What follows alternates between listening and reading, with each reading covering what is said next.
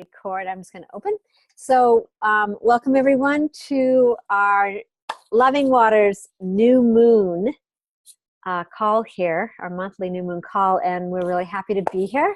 We have just such a flow of connection and support and understanding of this source water that we're here in resonance with and reverence. So welcome everyone, and I'll share a little bit about Loving Waters in a moment as we just take a moment to open our call with Grandmother Abril, and Elizabeth will share, and I'll take a minute to share a little bit for those of you that are coming in or watching this who are learning about Loving Waters. I'll share a little bit more after that.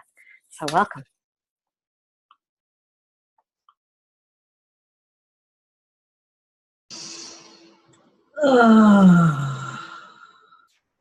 What a beautiful, beautiful day or evening or afternoon, wherever you are. Paumaraiwaka, Nanania Sa, Abril Mondragon. Greetings, my relatives. My name is Abril Mondragon, and I'm visiting you from the Blue Lake watershed of northern New Mexico. I'm really feeling the presence as we move into the winter time, ever coming closer to the winter solstice. And I can feel that still calm clarity of illumination of the limpid waters within us as we traverse to that beautiful calm of winter, the gentleness of her star water blanket that she, our mother puts upon the earth there so that the seeds yet to be born will emerge in the springtime. So as I sit here and join with you today about loving waters, I want to give that gratitude to the water of life, to our earth mother, to the air that gives us voice, and to the light, which is the earth fires within our hearts from the sun that warm our homes. And we give gratitude to all of that, and the spirit, the nature of the divine Mother Earth, who provides for us unconditionally with so much love for all life, for creation. Give gratitude to Papi Sun for that unconditional love that just bathes and nourishes us all the time. And in the winter time, when the sun is a little bit further away and our days are colder and we bundle up in our blankets or our sweaters or our coats and our socks, that sun still is shining to remind us about that light within us as well, that glistens within the radiant waters within us. And so today I want to give a lot of gratitude to all the people present here, for our ancestors, and for the people that are gathering all over the world to care for the waters of their watersheds. And how important it is right now. I want to give a shout out and a deep gratitude to all the loving water people, the water protectors, and all the people that have been gathering in my community right now to protect the water of our watershed here. I am so inspired by their peacefulness and yet their clarity and their strength to stand to protect the future generations here in the watershed here. So with that, I want to say thank you, and I'm looking so forward to being with you today and listening to each and every one of you as we drift into that deep listening place of ourselves. Thank you so much, Aho.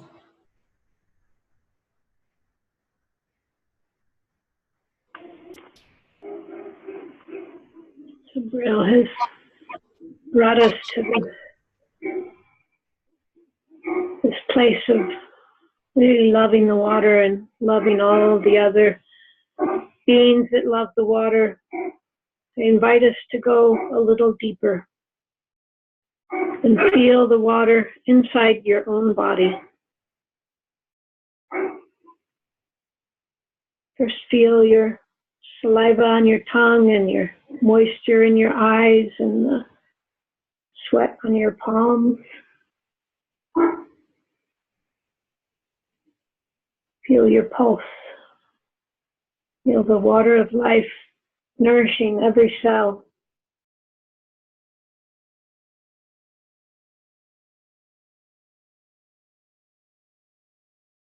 We've heard that our bodies are 75 to 85% water. What's interesting is that this is by weight.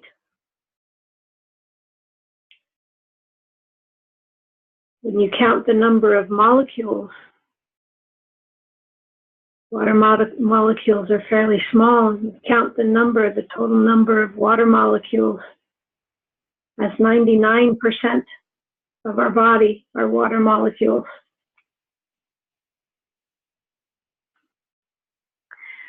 So truly, water is our source. We have consciousness and awareness because we are water. We breathe because we are water. We dance, we sing, we laugh, we love, all because we are water.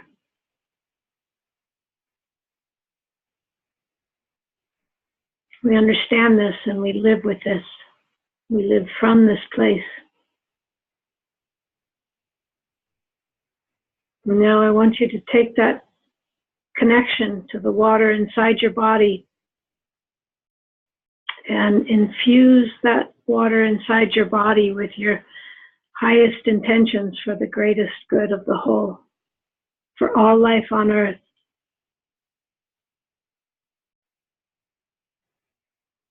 Concentrate it all in your heart. Feel your heart chakra just open up and fill your lungs with this. And we will all take a deep breath in,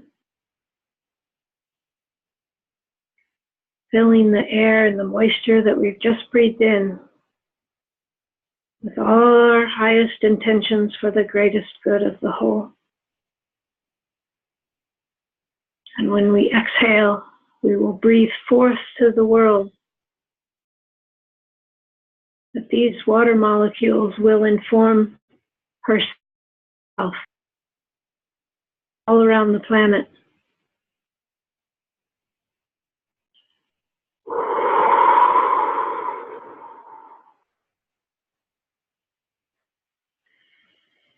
And we can feel the connection with each other through this. Another deep breath.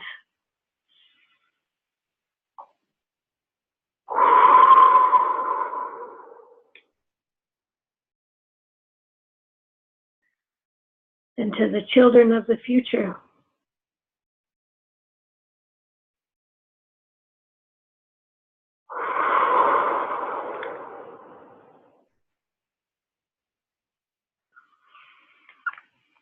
we are here now and we remember.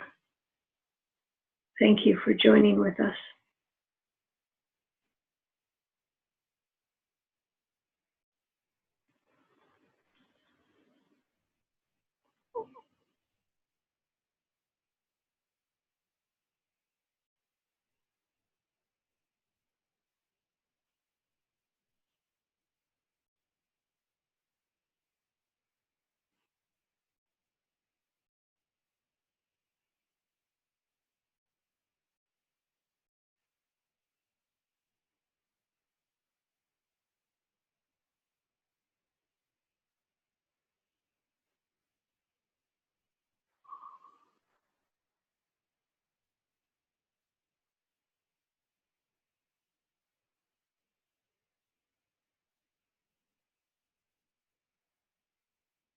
With this consciousness, with this awareness, with this crystalline thought.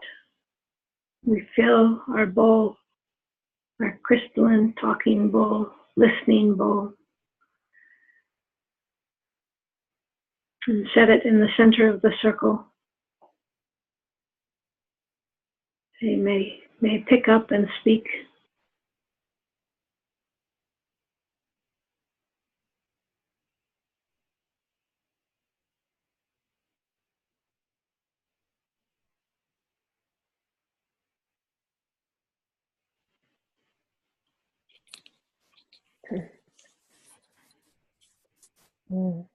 So, wow.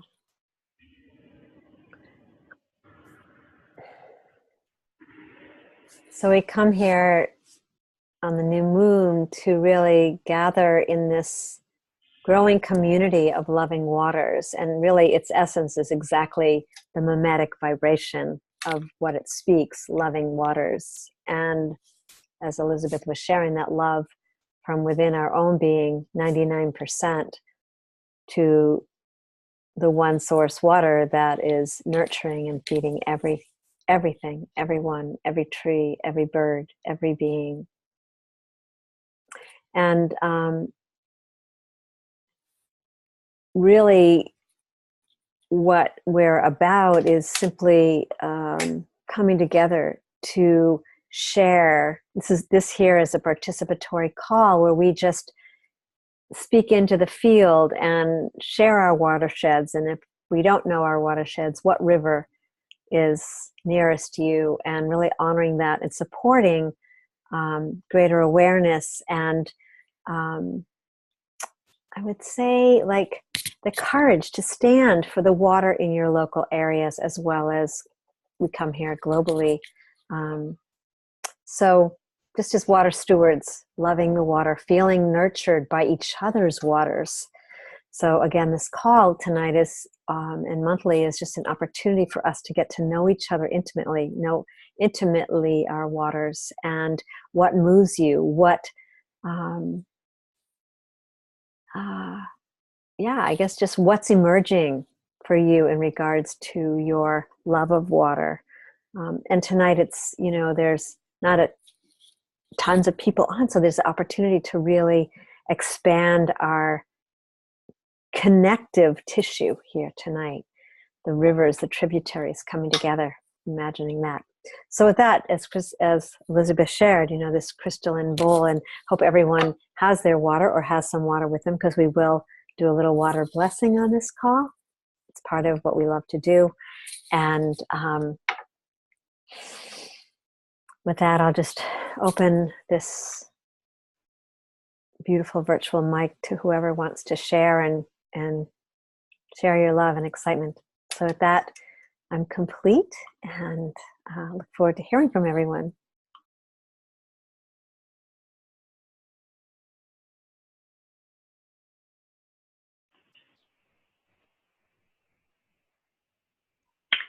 Part of what I would love to hear is, and certainly share what you're inspired to share, but part of what I would like to hear is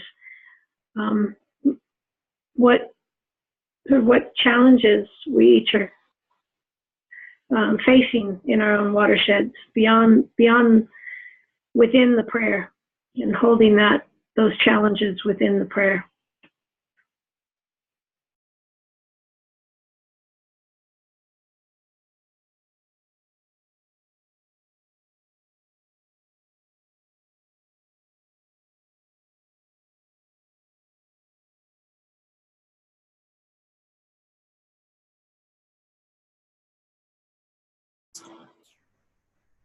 Well, I'm choosing not to look at it as a challenge, but an opportunity.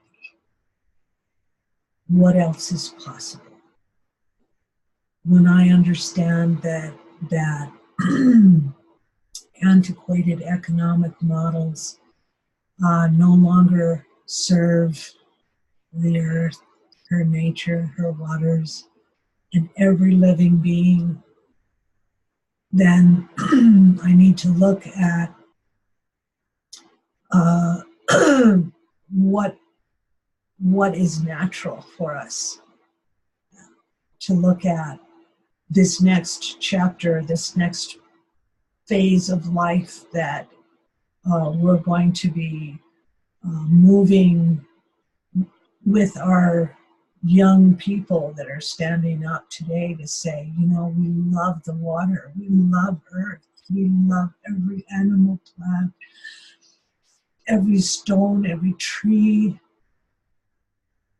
We love life.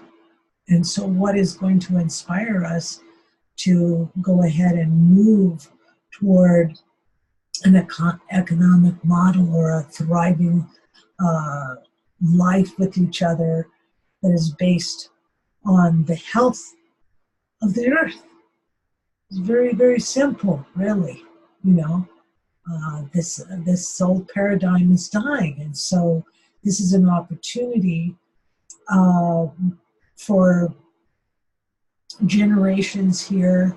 The ancestral acequia systems that run throughout our valley are very similar to the ones you're going to find in Mexico, and Central America, and South America, and even over in Europe, in places that all are agricultural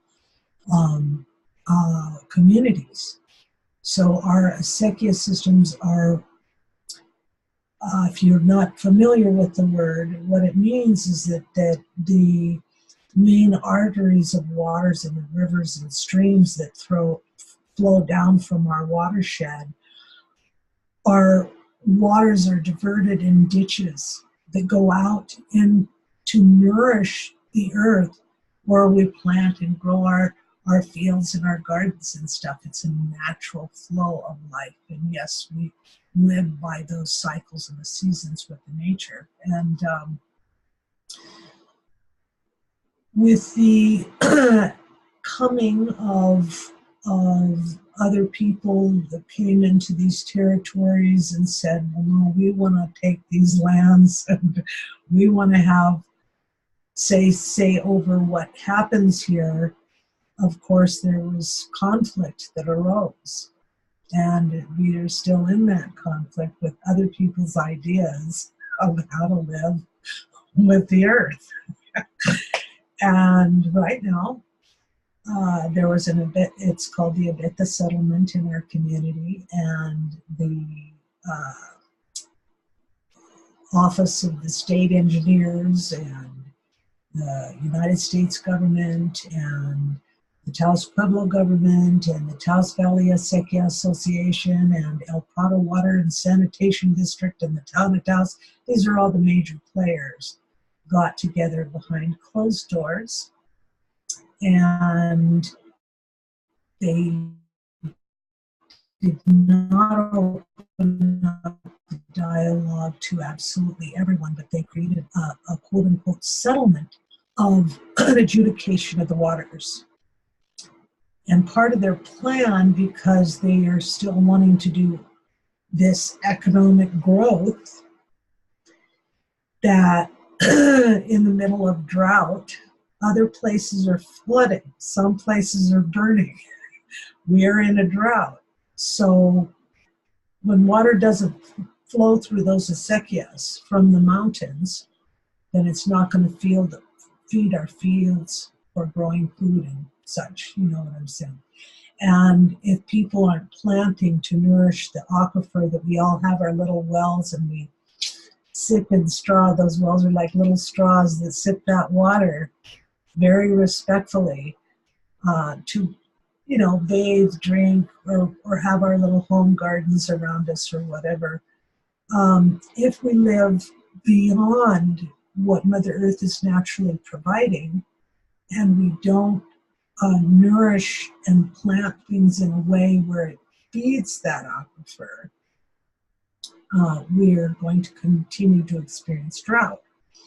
But there are people in our community that, and there's also other mitigating circumstances because of oil and gas drilling in the state of New Mexico, and you can't oil and drill gas without water.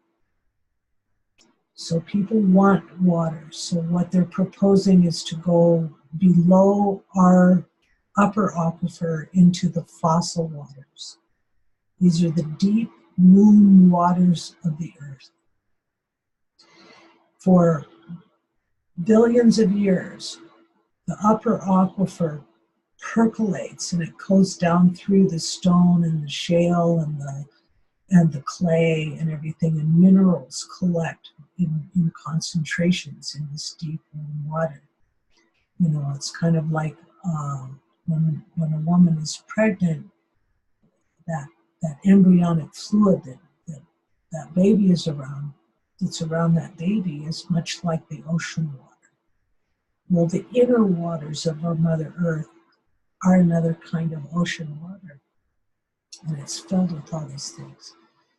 So some of those minerals that get in concentrations can be strontium, uranium, and a variety of other highly more concentrated minerals. And they saying, well, if we're in drought, if we pull this water up, we'll just flood it through the ditches, you know, the acequias, the ditches, the water ditches. And we're saying, wait a minute. That water has its own ecosystem and its own balance, and it's there for a reason in the Mother Earth. Okay, so if it's got uranium in it, for example, if you didn't treat that water, it would go all the way through these ditches, and it will go all over the earth and the land, all over in our plants. Now, how crazy is that? You know, so that's just one example of what we're looking at. But on the positive sense of all this, while some of them say that this is a done deal, there are other things of reasons they want our water here, by the way. And they want to ship it down the Rio Grande as well. And the feasibility of building a purification, water purification kind of thing is so exorbitantly expensive that all of our little villages would literally go bankrupt, and it's just not feasible. But many are saying that this is a done deal. And it's taken us a long time to go through this settlement, which is written in a very complicated way. The love of water, the love of our lifeways here, the love of the earth here, our sacred valley, is what's bringing all of my community together.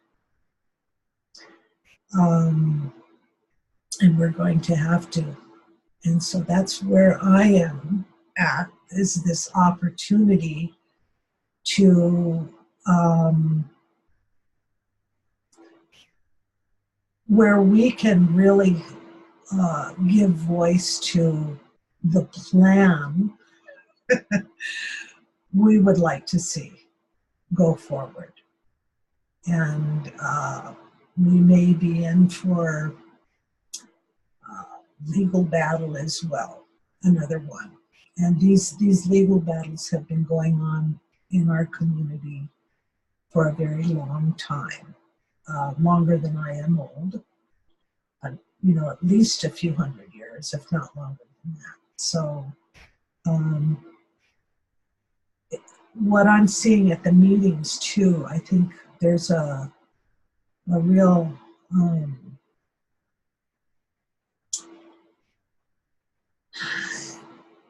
I just feel really happy when I think about the meetings, because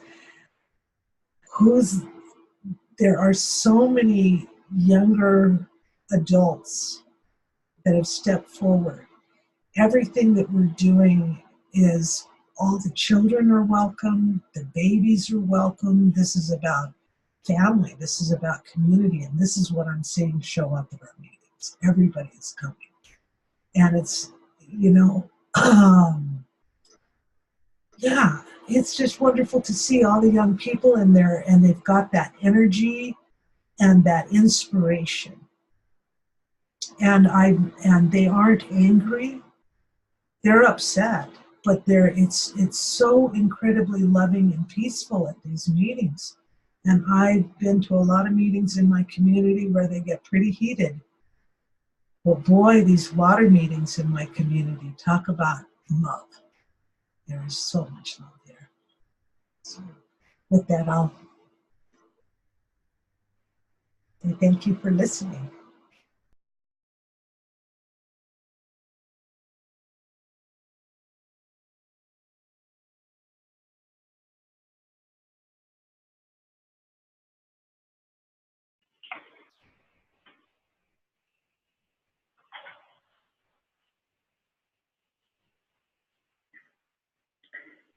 I lived in Rancho de Taos for a while and got experience of the acequia system. I was brand new from California and thought, oh, look, there's a valve in my field I can plant. Opened it up, no more than 15 minutes or less, my neighbor came over and said, today's not your day, honey. Well, let me help educate. And the thing about the acequias and their management, and most indigenous management, is that the water and our lands were managed as a commons for the benefit of the community, for the benefit of the whole.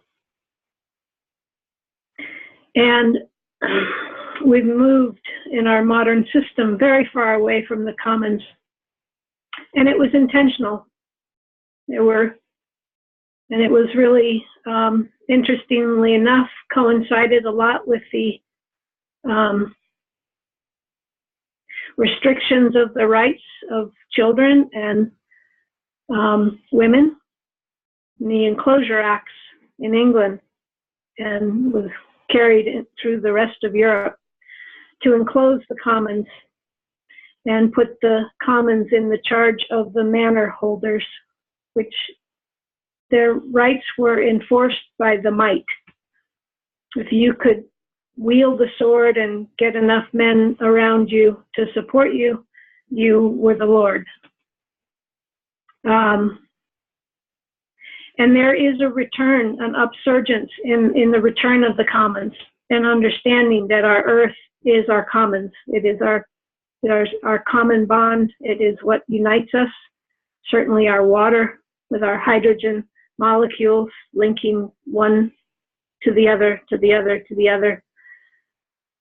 And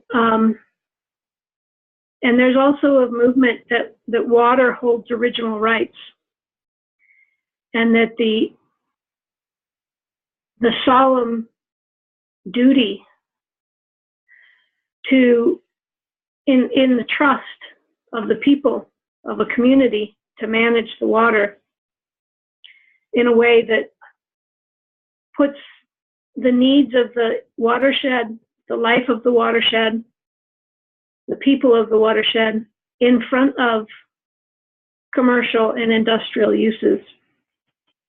And if you look at most of these conflicts, they are because industrial use wants the water. And traditionally, they walk away after they've made a mess. They don't clean up. They don't take care. They take what they need and they move on. All throughout native lands, they've come in and looked for what they could use and have left big messes that are making people sick. And it's not just in indigenous lands, but it is in every community. And it's because we're in this amnesia, this water amnesia, that we've forgotten that water is the source of life. Somehow we've been taught that it's a resource and that you can buy and sell water rights, and it's just not true. It's just not true. And so what you bring up, Abril, are very important points.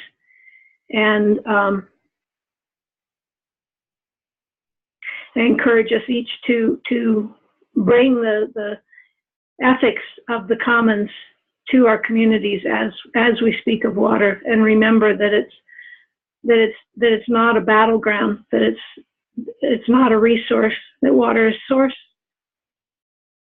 and the water in the watershed belongs to the life of the watershed. In my community, they're wanting to take water out of our watershed and put it in another watershed to feed the development of that other watershed. And they sell it as being a protection from the fires, but it's not that. It's a commercial venture.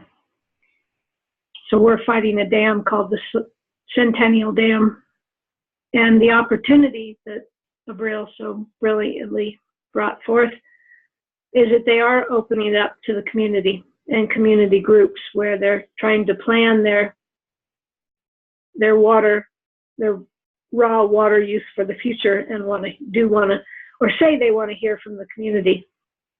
And so that's an opportunity to get this voice heard of water as our common wealth. So I'm good for now and open it up.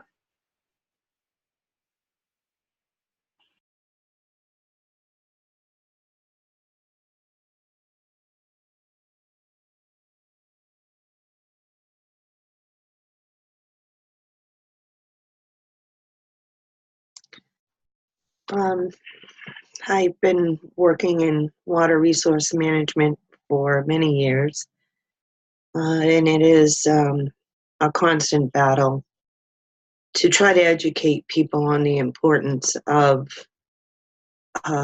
what we need to do to protect ourselves now and for the future. Growing up as a young girl, I grew up near a river called the Otter River. I wondered why they called it the Otter River, because there were no otters in this river.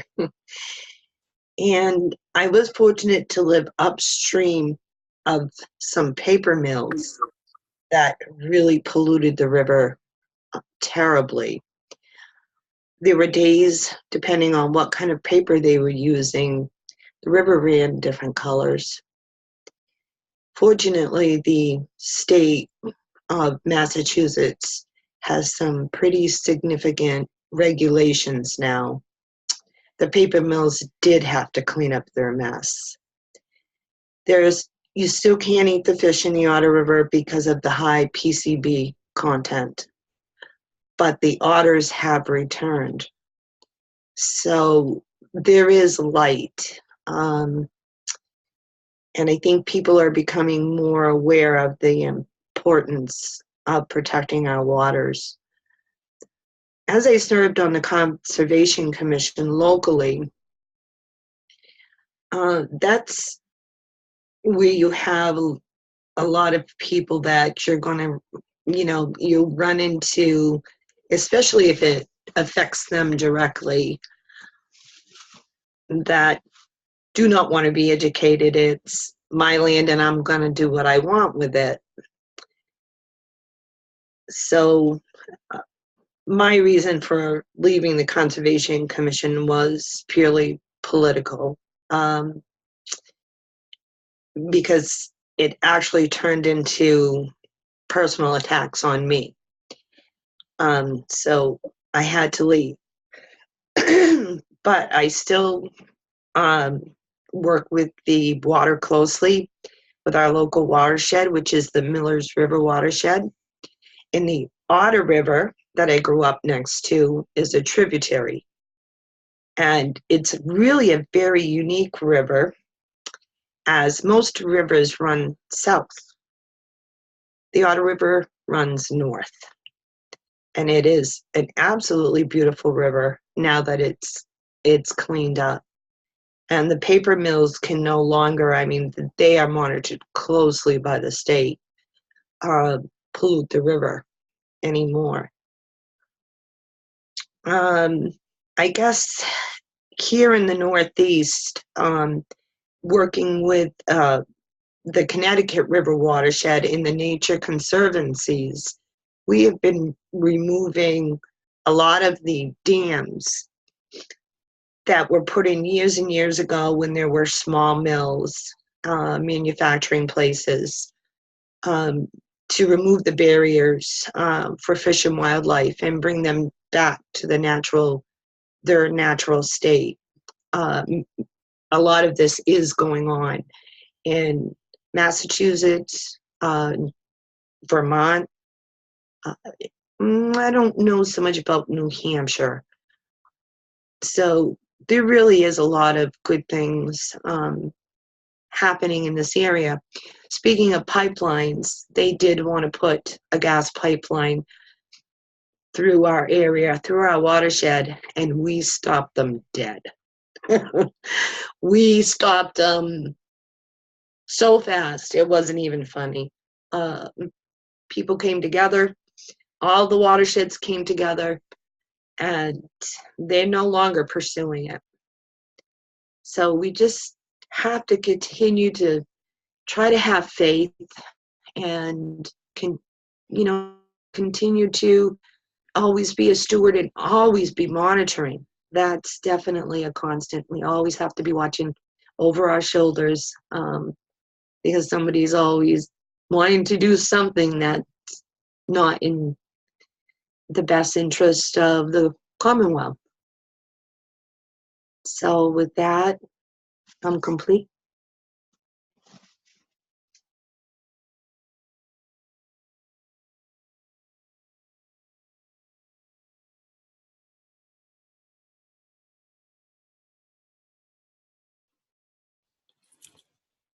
Kathleen or Charlie, you want to pop back in?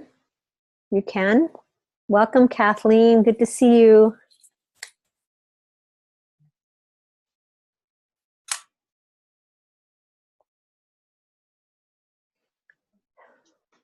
Hello. I don't know if I can get a picture and a sound.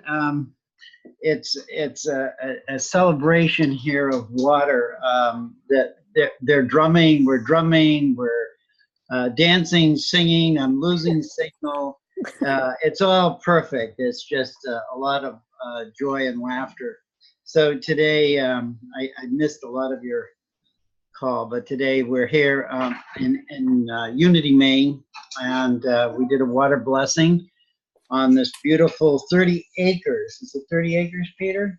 Yeah. 30 acres, and we did it in a creek in the freezing cold and the snow, and it was amazing. And then on the land they have a teepee that Peter and has built.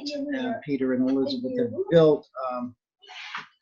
And it's the only building on the land, and it's in the middle of the countryside where it's just beautiful, and the streams flow, and they end up, I believe, in the Kennebec River. So it's a beautiful part of Maine that's just still pasture land and rural, and yet almost untouched from hundreds of years ago, other than just local people practicing what they do. So can I add something? Yeah, so this is Peter. Peter, this is his land, Marsh, and I asked him if he would like to speak, and he wants to pop in here, and yeah. Just very quickly, just to say that we have a gathering on each new moon here and on the land, and we're hoping to gather energy, gather people. Ultimately, we're hoping to form a council of elders to help us understand how to use the land well and treat it respectfully. And so any of you are welcome to join us. We'd love to have you. We'd love to have you. Thank you, Peter. Yeah. Hey, Peter, I just wanted to mention, it's Shelley. Please, if you can send some photos to me at Loving Waters and just a blurb about what you're doing, we'll post it on our website and so that people can find you. Fantastic. That would be great. Cool. Yeah, that's awesome. Thanks. I'm complete. So yeah, so that's what we've been doing all day. So it's just dancing and singing and drumming and for the water. So it's just been a really joyous celebration here in the middle of the cold winter. And and I didn't get wet, so that's always a good thing. So that's where we're at. The other thing I want to say to each of you, as this is the last new moon call of the year, is how this morning the messages came through about the new year and how for us, each of us, to embrace the new year in ways that we may have not thought of in the past year, to open ourselves to the expression of water, to allow it to flow and guide us in all of our actions and all of our abilities and capabilities of what we can do for the water, and to promote that the love that we feel for the water. And so, as you can hear the chaos in the background, it's amazing. But I'm complete, and thank you. It's always a joy to be here, and I didn't want to miss this at all. So, yeah, we're working all kinds of systems, and it's beautiful. It's just beautiful. So, thank you. You have a wonderful glow about you, Charlie. Well, it's been an amazing day. It's hard to even put into words. As I always look forward to doing the water blessings, and each one is uniquely different because of the land and the water that we bless. And so today, as we walk down this snowy path to this creek, a stream bed, and it was flowing, it was just so vibrant, and the trees were so alive. And we think of winter as being this dull place of barrenness and quiet, and it was just so alive with elementals and beings that it's hard to even put into words. And it was beyond my expectation. I knew I was in for something that I hadn't experienced before in my life, and it exceeded all of my thoughts. So yeah, the winter water is amazing. Always think of the summer water, we have fun and play in the water. You don't want to play in this water, although the dogs were in it. The dogs were in the water and playing, and I don't know how they did that, but that's okay. They're used to it. So it's just the vibrancy, that the snow and the ice, and I put my crystals down in the snow, and when I picked them up, the snow and ice had stuck to them. They had actually melded with the water and the snow, so that when I picked it up, they were one. So again, unity, Maine. Unity was everywhere today, and as you can hear the chaos and commotion here, some people are leaving, but it's just been a day of unity, and yeah, just really fun day. So thank you so much for sharing it with us. Yeah, thank you all for being so blessed to be here with me and share with Loving Waters with the rest of the world. So thank you.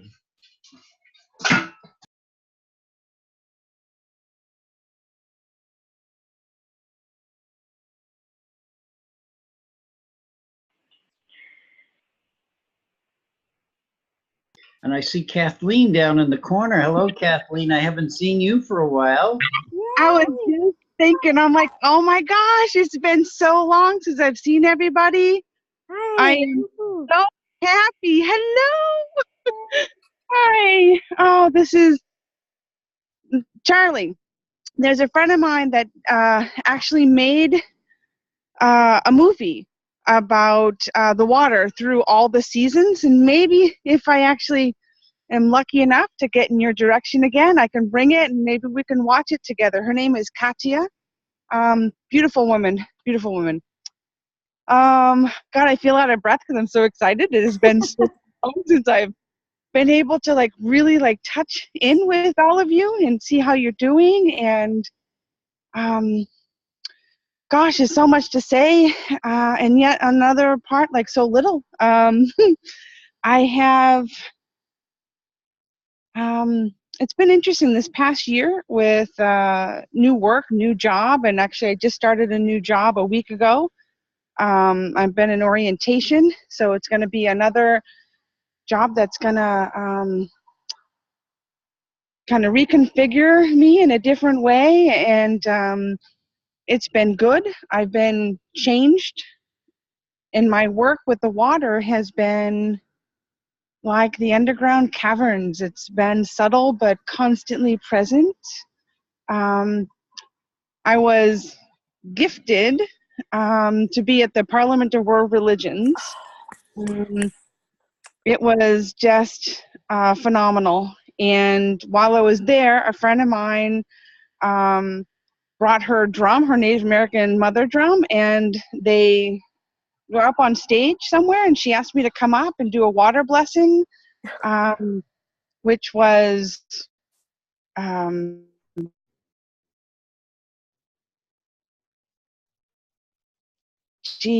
just overwhelming in many different ways, very overwhelming.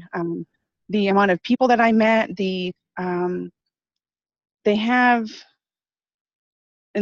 a very strong Canadian Indigenous presence this year that was just, again, phenomenal. And actually, Shelley, I think I met somebody who knows. That's right, I did. Yeah, just, beautiful woman.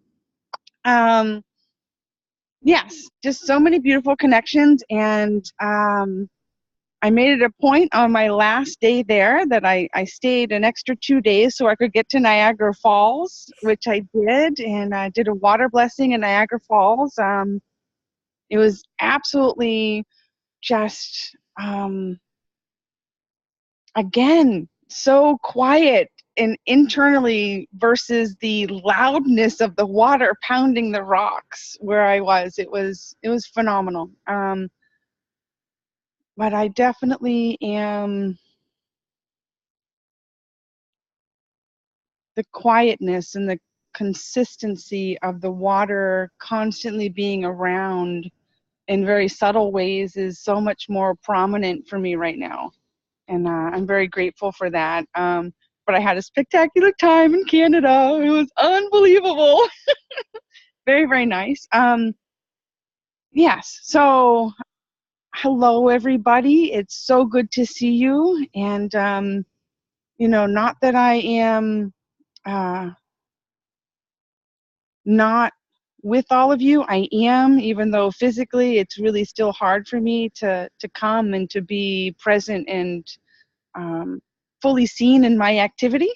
So thank you again for always being here, so I have somewhere home to come to. So beautiful. Hey, just let Joanne know where you are and where you live, and what's your watershed. Hi, I am north of Boston, Merrimack River watershed area, actually close to Topsfield. I usually say Topsfield because if I say, my town, no one actually knows where it is. So I did catch the tail end of your conversation, Joanna. That was actually really inspiring, to hear you. So thank you for sharing. I am complete. Thank you. Very nice to meet you because I'm also in Massachusetts. I don't know if you caught that. I'm in the Millers River watershed, which empties into the Connecticut River, which I'm sure you've heard of. So we're not that far away from each other. Well, then, if we're not friends on Facebook, then I think we should become friends on Facebook because I do go that way on occasion. So I would love to meet up if we could. That sounds great. I would love it also. Thank you. Yeah. Yay, that's what we're all about here. Honestly, it's just connecting people and getting them to realize that we're not alone. I'm going to jump in because I'm in a totally different watershed. Right now, I'm in the Columbia River watershed, which I just looked up right as we began this call. I'm in the land of wetness and rain, although for the past 4 days it's been sunny, and because of that sun, it's been freezing, but not as freezing as what Charlie's describing. But I just want to note when Grandmother Abriel said, the star blanketed, I think that's what you said, Abriel, star blanket, that when the snow, she was describing the snow. I just love that image. And I really feel that shift in relationship to the cold weather and to the snow. And one of the ways that I have been experiencing that, and if you haven't seen, I think her name is Johanna Jinton. She's on YouTube, and she's the most phenomenal photographer, videographer, and she sings, I can't remember the name of what they call it, but it's the Swedish way when you're singing out to the forests. It's a very ancient sound. And so last night I spent, I don't know how, it was like 2 a.m. It popped up, and I was watching, she lives way up outside of Stockholm, but in the way boonies. And she does all these amazing videos of the ice and the water. And this particular one that I feel like to bring in and to honor is she goes out at night and she puts her video camera and her mic down on the ice of the river. So she goes out onto the river and she puts it down, and she's done these videos, and I think she's working on another one, of the music of the river, the crackling of the ice and the sounds of the water under the ice. And it is phenomenal, the song of the river during winter. I think it's something that we all can get to know and appreciate, really, really appreciate, which I have to say is I'm a Florida body, so, or have been, follow the sun. So this is a really a returning of consciousness and appreciation to the winter song, I guess you would say. So I guess the other piece that is calling to me to bring in is the womb waters, because I've been so blessed by being with a brand new baby that just came in. She's now, she'll be 40 days old on Sunday. And she was born in the waters. She was born in the water. And I've never seen a child so patient. I believe more and more, you're right. I can hear you all like, oh, my God, but I feel like the children that are coming in, that are being brought in that consciousness and love, and being born in these womb waters. Like even last night, like yesterday, she just didn't want to go to sleep. It didn't matter. She just would start falling asleep, and she would wake herself up, and she would just kept wanting to be here, but her body was so tired. And the way that I got her to sleep was her head was literally hanging down. And I realized, oh, this must be the experience inside of the womb, inside the belly, the womb waters, with her head down, ready to, be birthed. And that was a very comfortable, and she fell right asleep from that position. So I feel like, just as Elizabeth opened the call with the water and the molecules and the breath, that we come here, really the joy of coming here is to share these waters and to hold, I believe it's really to hold each other in the work that we're doing, whether it's water blessings or we're going to water meetings, or personally, Joanne, I loved, I think it would be really an honor to hear from you actually how you stopped them from doing what they did, because I think that's other, maybe you could write up a little blurb, or maybe there is a blurb or an article or something, because I think this is also another piece for Loving Waters, is to share how these townships are stopping, these forces that want to come in and want to commercially exploit the waters. And if we can hear how each one in our townships are doing it, I think it really it's more than inspires. It gives us tools, and maybe that's something that is a next phase inside of Loving Waters, is to just to have these articles that share how locally we're shifting. So I'm really grateful to be here tonight as well. It's always unique, it's always different, and I love that we see these as opportunities to really embrace our own waters and become living conduits of loving compassion and light. Because for me, it's the sunlight on water, the sunlight on the snow. When you have that crisp cold, and you see these beautiful star geometries, the water crystallizing, and just as a reminder that we are that. So thank you so much, and I pass the crystalline talking stick, or the whale's ear. I'm holding this beautiful 300 million year old whale's ear in my hand. Oh, do you want to see? Ooh. Yeah.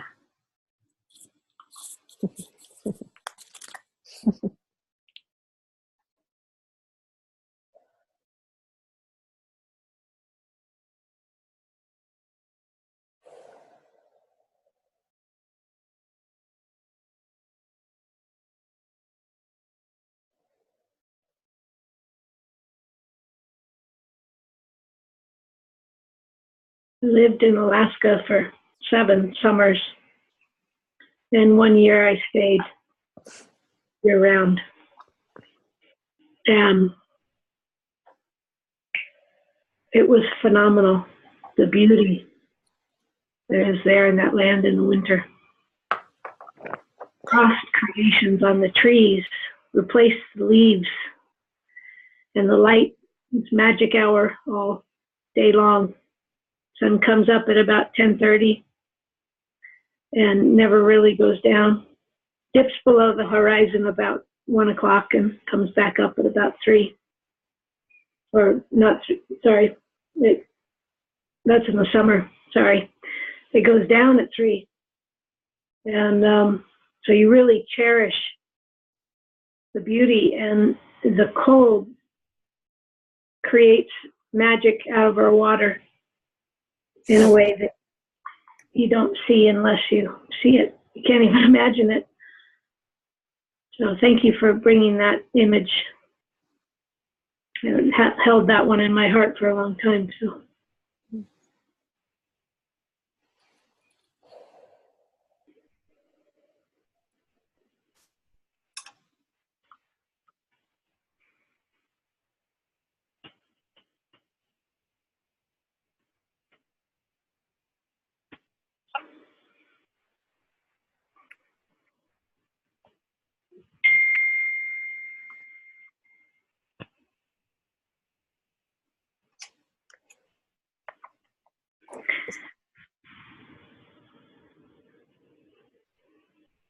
One of the things that's been coming to me lately is how to bring this message of the water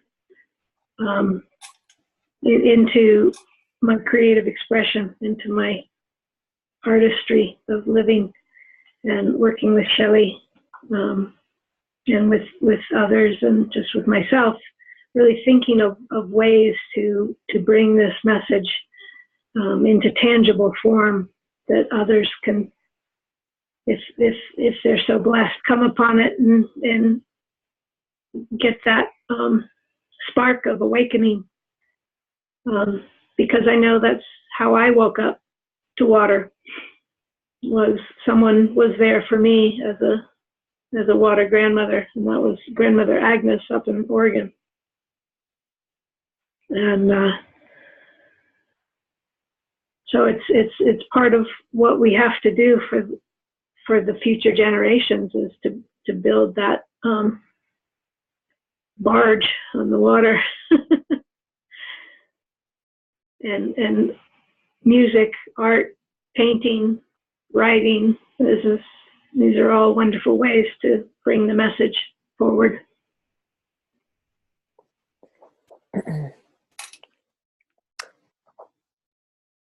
Anyone else want to jump in, or I'll share something?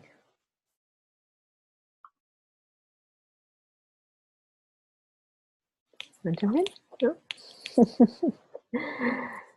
I just want to, since we're talking about creative expression, and we can really land this call. I mean, it feels like, we don't have to push it to an hour and a half. We can just honor the movement of the water as it is. But I want to share for those of you that are watching this video, and also for those who are here. So coming up in January is something called the 7 days of rest. And it feels a good time to bring this up. And the 7 days of rest was initiated as a global event last year, and with a beautiful thread of rest, to really rest in, and it started out with the sort of the tagline of rest in solidarity. And it was, last year was this coming together, and it started out a very small group, and Loving Waters was blessed enough to participate in that event, and anyone was invited to participate, but it was fairly small, and we got to open the event, and by mere happenings, we also closed the event. And then we had water wisdom shares from some of our Loving Water Council members in between. And to move into the new year with an intention of rest and was incredible, really deepening into the waters of our, relationships and the mother. And it was all really focused on the earth and elementals, and Chief Phil Lane came and he opened it as well. And so different people, different organizations came, and as they began to discover what was happening, so many organizations and people joined in. So this year we have that same opportunity, and with the focus of the 7 days of rest and reflection. The 7 days of rest and reflection.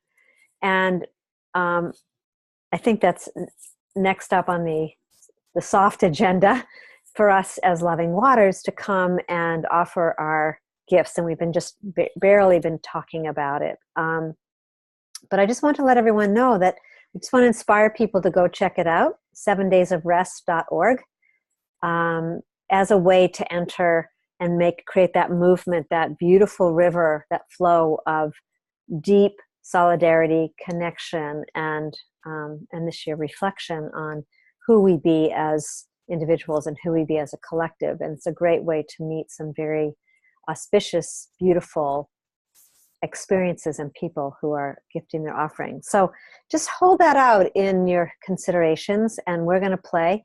And if you hear this and you feel like, gosh, I would love to participate in that, just give us a call.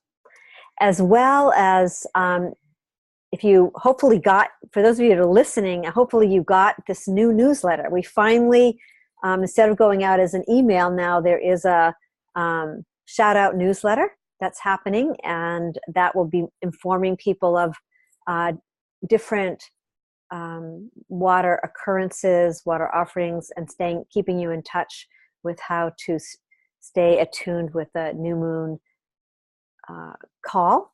And I love that Peter got on tonight, and Elizabeth, they'll participate, and we can just begin to let people see where other people are and what they're doing and meeting each other, as well as the map, the watershed map. I'm looking at you, Charlie.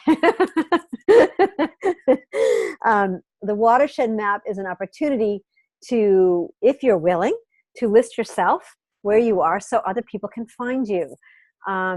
And if you are doing water blessings, to please share that with us. And if you're willing for us to give a contact, not phone numbers, but an email but we're willing to help support that as well. So we're, as you see, Loving Waters is a growing community of water advocates, water protectors, water guardians, but doing it in a way that really is evocative of nurturing and loving as a way to come into what's coming in my head is recommunion with our mother, to realize a deeper relationship with this sacred within and without as one being. And I love that Charlie's in Unity, Maine. So we'll just open it up. If anyone else has anything they feel like sharing, or something that you're doing, or you want support in, this causes that. And we will have a water blessing before we close this call. I'm complete.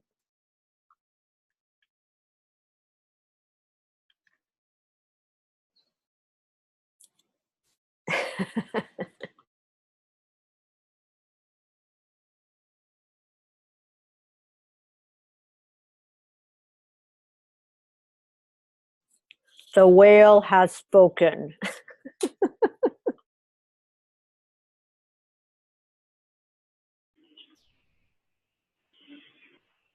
Feel it's good to close now.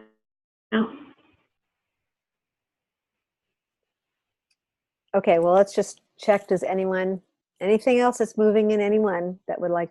Nothing? We're good? Okay.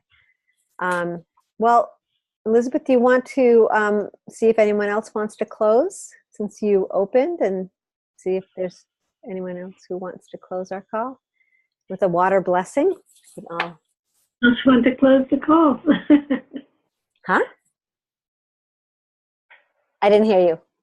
I was just inviting anyone to close the call. If not, then I can. All right. Charlie? Yeah, You fell onto mute again.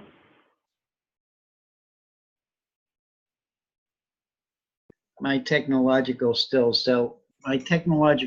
still haven't improved. However, yeah, I would love to close the call, because as I sit here, it's closing my day, which started pre-dawn this morning, as it actually started last night. And as I share with people, when I do a water blessing, it is not just an occurrence that takes me an hour to do. It's a living process that I start the day before and work into and listen to, listen for elementals and listen for nature beings and spirit guides to direct me. And so it's a really deepening of my own soul purpose. And it's a gift that each of us share as not only a blessing for the water that's outside of us and around us, but it's the water within us. And that's becoming more and more prevalent every day that I do blessings, and every time I do blessings. And so in closing our call tonight, what I'd like everybody to do is just to sink within the waters, dive into the waters within your own body, and know that these warm waters that flow through us are not unlike at all from the waters that surround us outside of our physical bodies.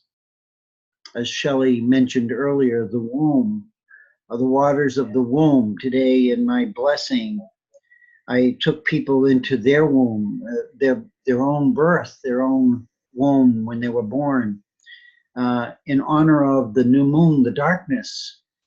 But in that darkness, we had water. We were comforted. We were held. We were loved. And even though we couldn't express that in any shape, manner, or form, it was the water that really gave us our first experience of life before we entered into life. And so these are the messages as we close tonight, is to honor each other as the beautiful water beings we are. We often talk about being light beings and being physical beings, but let us be the water beings that we are and continue to express that inner flow in all of our activities that we engage in, and know that together we are that one drop of water. As Shelley said, unity main. Unity is everywhere. It's the cohesiveness of the bond between hydrogen and oxygen. That's unity. And so as we close tonight, I bless you each with unity, with grace, with harmony, with balance, with knowing that beyond anything else in the universe, you are the most precious dimension of all life. You are water. And I thank you, each one of you, for being the water that you are. Carry that forward, not only through your weeks, but your months until we meet again, and share that love with everybody that you encounter, knowing that underneath everything else, they are water, just like us. I love you. I thank you. I respect you. Bless you all. Thank you. Thank you for being my water family. Aho.